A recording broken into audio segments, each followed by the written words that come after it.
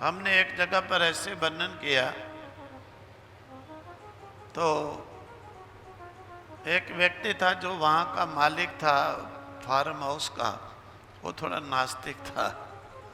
घर वाली तो बड़ी भक्त थी, नास्तिक था, वो अंदर नहीं आए।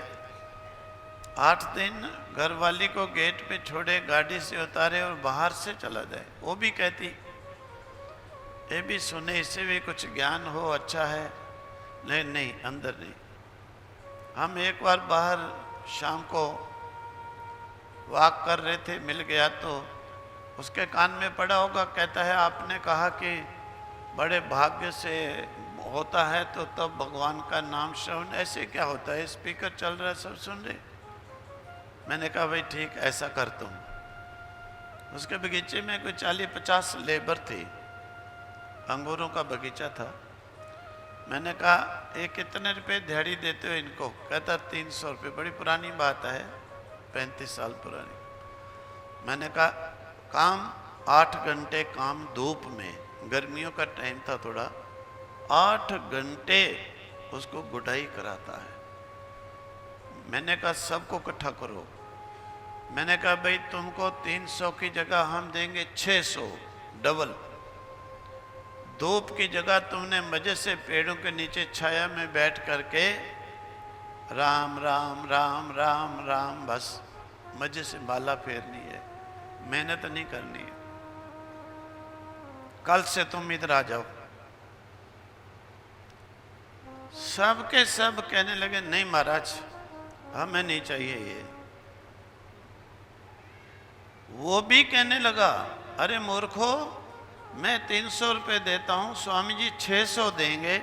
सारी धूप में दिन भर जलते हो, वहाँ मजे से पंडाल में बैठ के और मेहनत करते हो, वहाँ तो आराम से खाली हाथ उंगली हिलानी है, राम राम राम। मना क्यों करते हो? कहता नहीं सेठ जी, हमें निकालना निकाल दो, हम दूसरी जगह जाएंगे, भाई ये काम नहीं हम करें।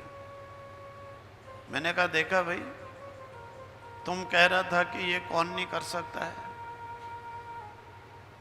फिर कहता है इसका मतलब कि मेरे भी कुछ पाप कर्म है जो मुझे भी नहीं आने देते। मैं तुम समझ ले, डबल पैसे दे रहे हैं, मेहनत भी नहीं करनी है, मजे से बैठ करके माला हिलानी है। फिर हाथ जोड़ के कहता है मेरे कर्म भी काटो कि मैं भी अपने परिवार की तरह, घरवाली की तरह, मैं भी भगवान की पूजा श्रवण सेवा करूं। मैंने कहा देख, अब मिला है ना संतों से, अब तेरे भी इतने पाप जो थे ना, अवश्य ही, क्यों हम नहीं कहते हैं, देखो अहंकार की बात नहीं होती है, साधु हो, भगवान का नाम सिमरता हो।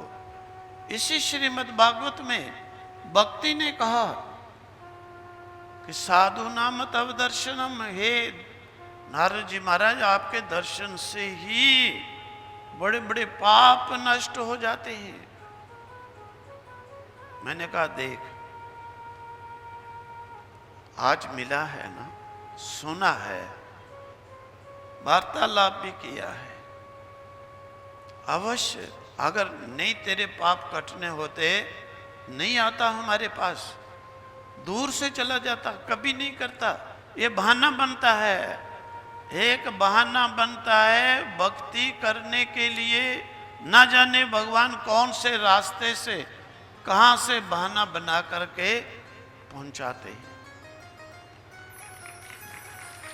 इसको व्यक्ति नहीं जान सकता है। दूसरे दिन ही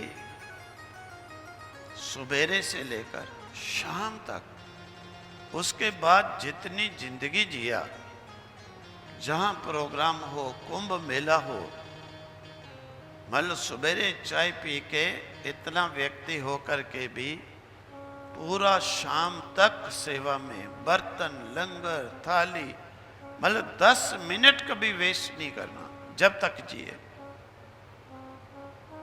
तो इसीलिए ये अवसर प्राप्त होता है, गंवाना नहीं चाहिए।